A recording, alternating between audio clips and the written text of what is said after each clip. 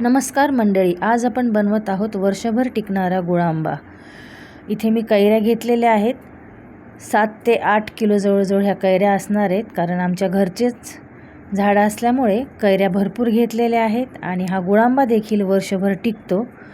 तरी इथे सर्व कैऱ्या आपण व्यवस्थित पाहून घ्यायच्या आहेत। त्याचा चीक आपण काढून घेतलेला आहे स्वच्छ धुवून, आणि आपण गुळांबा बनवण्यासाठी लगेचच वळूया। तर आपण इथे तुम्ही पाहू शकता एक मोठं टोपलं भरून इथे मी कैऱ्या घेतलेल्या आहेत। त्याचा गुळांबा जवळजवळ 10 किलो असा मी बनवलेला आहे। या ठिकाणी कच्च्या कैऱ्या घ्यायच्या आहेत, अगदी टणक, म्हणजे त्या किसायला सोप्या जातील।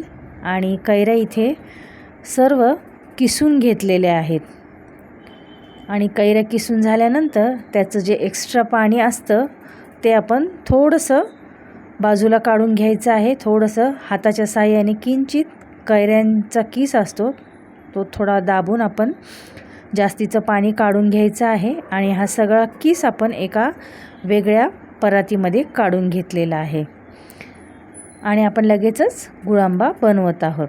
त्यासाठी गॅसवर मी एक मोठं पातेलं ठेवलेलं आहे, कारण गुळांबा जास्त क्वांटिटीमध्ये आपण बनवणार आहोत। आणि त्यासाठी मी इथे 7 ते 8 टेबलस्पून साजूक तूप घातलेलं आहे।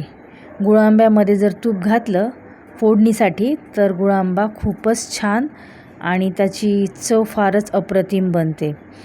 तर फोडणीमध्ये मी 8-10 लवंगा घातल्या आहेत, 8-10 दालचिनीचे तुकडे घातलेले आहेत आणि तुपावर आपण हे सर्व परतून घेणार आहोत। आणि त्यामध्ये आपण हा सर्व कैरीचा किस घातलेला आहे। तुम्ही पाहू शकता सर्व कैऱ्या व्यवस्थित आपण किसून घेतल्यानंतर थोडंसं त्याला 10 मिनिटं शिजू देणार आहोत।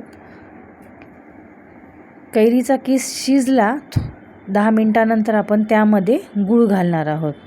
कैरा जास्त असल्यामुळे इथे मी 5 किलो गूळ घेतलेला आहे, तो देखील आपण फोडून घ्यायचा आहे किंवा सुरीने कापून घेतला तरी चालेल।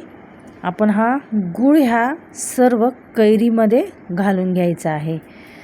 कैरीच्या किसाबरोबर गूळ एकजीव होईपर्यंत आपण हे सतत झाऱ्याने हलवत राहणार आहोत। या स्टेजला आपण गॅसची फ्लेम लो टू मीडियम ठेवायची आहे, कारण गूळ चिकट आहे त्यामुळे लगेचच गॅस फ्लेम मोठी असली तर गुळांबा हा चिटकू शकतो आणि हा गुळांबा होण्यासाठी भरपूर वेळ द्यावा लागतो। विशेष म्हणजे मला हा गुळांबा बनवायला 4 ते 5 तास लागलेले आहेत आणि हा मीडियम फ्लेमवर हलवून सतत हलवून आपण हा गुळांबा इथे तयार करत आहोत। तुम्ही पाहू शकता पूर्ण गूळ वितळल्यावर तो असा एकदम त्याची कन्सिस्टन्सी एकदम पातळ होते आणि त्यानंतर गूळ पुन्हा आटायला सुरुवात होते।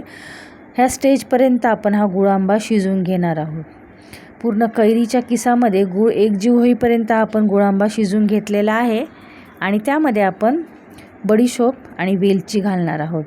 साखरेबरोबर आपण बडीशोप आणि वेलची वाटून घ्यायची आहे मिक्सरच्या जारमध्ये आणि ती चाळणीने चाळून घेतल्यानंतर आपण संपूर्ण त्याची पूड गुळांब्यामध्ये घालणार आहोत। त्यामुळे गुळांब्याला छान अशी गोड आणि सुगंध त्याचा खूपच छान बनतो। त्यामुळे आपण हे बडीशोप आणि वेलची एकत्रित करून वाटून घेतलेली आहे आणि ह्या गुळांब्यामध्ये आपण घालून घ्यायची आहे। शेवटी आपला गुळांबा शिजत आल्यानंतर आपण ही पावडर त्यात घालणार आहोत आणि पुन्हा एकसारखं हलवून घ्यायचं आहे।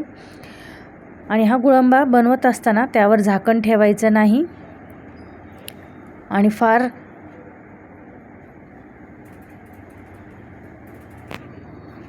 पेशन्स ठेवून हा गुळांबा इथे मी बनवलेला आहे। गुळांब्याची क्वांटिटी जास्त असल्यामुळे भरपूर वेळ लागलेला आहे आणि इथे आपला गुळांबा तुम्ही पाहू शकता, त्याला सुंदर कलर देखील आलेला आहे आणि आपला गुळांबा तयार झाला आहे। आवडल्यास लाईक करा।